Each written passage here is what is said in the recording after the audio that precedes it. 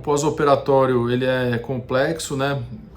Muitas vezes o paciente ele fica com o olho bastante avermelhado, com sensação de areia, embaçamento visual, né? Se for utilizado gás, é importante a pessoa saber que ela vai ficar aí por uns 2 meses com a visão muito embaçada, tá? E até a reabsorção desse gás. Esse gás ele é absorvido pelo próprio organismo, né? Ele tem uma fase de expansão nas primeiras 3 semanas, depois ele vai passando por uma fase de retração e ele vai sendo substituído pelo líquido que o olho produz. Enquanto tem bastante gás no olho, a visão fica muito embaçada e conforme esse gás vai sendo absorvido, ela vai melhorando de cima para baixo. No caso da utilização do óleo de silicone, também ocorre um embaçamento da visão. Geralmente o grau do olho acaba subindo aí uns 4 graus, né? Então imagina que o paciente não tem grau nenhum, ele acaba ficando com 4 graus de hipermetropia.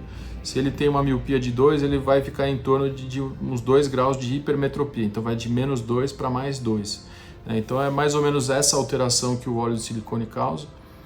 A gente, sempre que possível, evita utilizar o óleo de silicone, mas em algumas situações, como os descolamentos de retina mais complexos, né, quando a retina inferior está muito descolada, tem múltiplas roturas, né, se tem uma hemorragia importante vítreo associada, às vezes acaba sendo necessária a utilização do óleo. Então o óleo ele tem algumas vantagens, que é o maior tempo de permanência do olho, o fato dele não ser absorvido pelo organismo, só que a desvantagem é que ele tem uma certa toxicidade para a retina. Em alguns pacientes podem desenvolver inflamações por conta da presença do óleo. Ele pode aumentar a pressão intraocular, né? E quando ele fica muito tempo dentro do olho, que em alguns casos é necessário, ele pode sofrer um processo de emulsificação, ele começa a formar uma espuminha, se dissolver, e isso pode causar um aumento importante na pressão intraocular. Mas, para os casos de descolamento de retina mais complexos, acaba sendo necessário a utilização do óleo de silicone, exatamente porque a gente quer que tenha um tamponamento por mais tempo. No caso da utilização do gás, é importante as pessoas saberem que não pode se expor a altas altitudes, né? Pegar voos de avião, porque o ar mais rarefeito ele vai causar uma expansão maior desse gás, causando um aumento de pressão intraocular.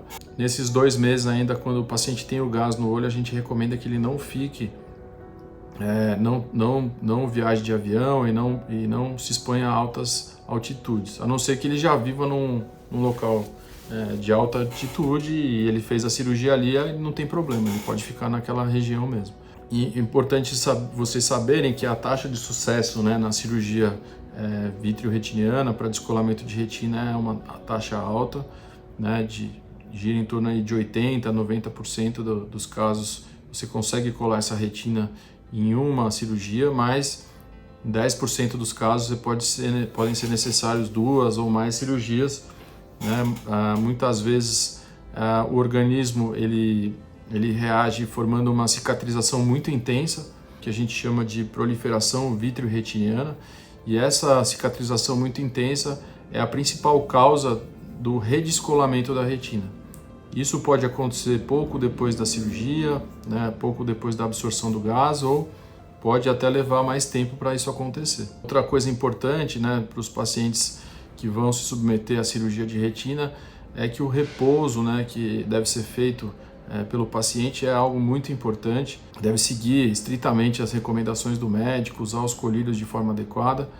E em algumas situações o médico pode pedir para ele fazer uma posição de cabeça no pós-operatório, né, ou uma posição chamada face down, né, com o rosto para baixo, ou com a cabeça inclinada sobre o ombro esquerdo ou direito, né, ou ficar mais em posição sentada.